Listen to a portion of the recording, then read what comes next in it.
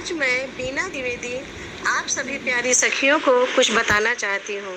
आप लोगों के लिए कुछ लेकर के आई हूँ। हरितालिका तीज 9 तारीख को है। वैसे तीज तो 3 प्रकार की होती हैं, लेकिन सबसे महत्वपूर्ण हरितालिका तीज को माना गया है। हरितालिका तीज भादव मास के तृतीया के दिन रखा जाता है। यह बहुत ही कठिन व्रत है, जिसको 24 घंटे निराहार निराजल के साथ किया जाता है। यह सब करीब सभी महिलाएं, चाहे सौभाग्यवती हो चाहे सौभाग्यवती न हो, और कुंवारी कन्याएं भी इस व्रत को करती हैं। इस व्रत के करने से मनोवांछित फलों की प्राप्ति होती है और सुख एवं सौभाग्य की प्राप्ति होती है। इस व्रत की शुरुआत आदिकाल से हुई है। हिमालय की पुत्री पार्वती जी ने शंकर जी को पति के रूप में प्राप्त करने के लिए जंगल में जाकर, वनों में जाकर कठोर तपस्या की।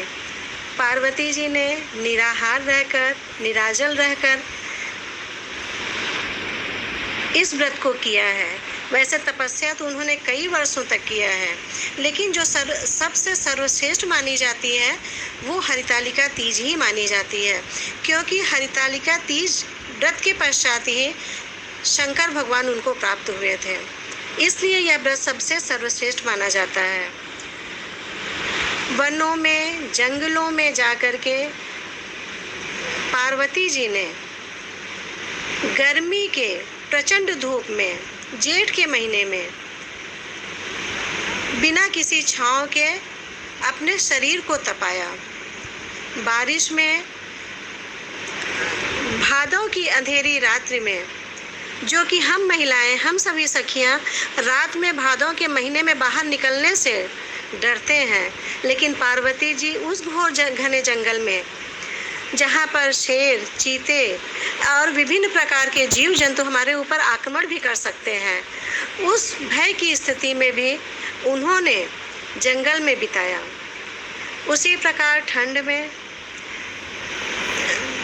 माघ के महीने में कितनी ठंड होती है बहनों, उस माघ के महीने में भी उन्होंने बिना कंबल के, बिना किसी शॉल के, बिना किसी उलन वस्त्र के उस जंगल में बिताया। इस प्रकार